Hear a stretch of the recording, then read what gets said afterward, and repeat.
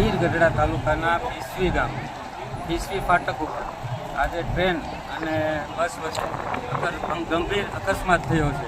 તેના દ્રશ્યો તમને લાઈવ બતાવવાના પ્રયત્નો કરીશું. હું કેમેરામેનને કહીશ કે આ દ્રશ્યો બતાવે.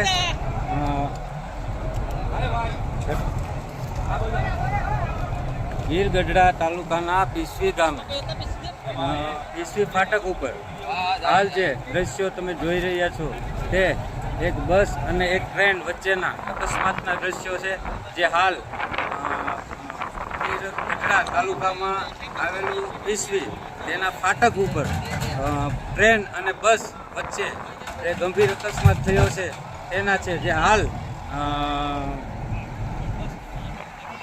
તંત્ર દ્વારા જે બસ છે તેને બહાર ટ્રેનથી પાછળના ભાગમાં જે પલટી ખાઈ ગઈ છે તેને બહાર કાઢવાના પ્રયત્નો થયા છે.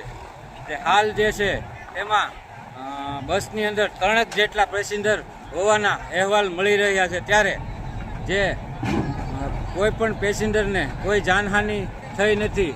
ડ્રાઈવર અને કંડક્ટર પણ બચી ગયેલા છે. તો હાલ આપ જે દ્રશ્યો જોઈ રહ્યા છો તે ટ્રેન અને બસ વચ્ચેના અકસ્માતના છે.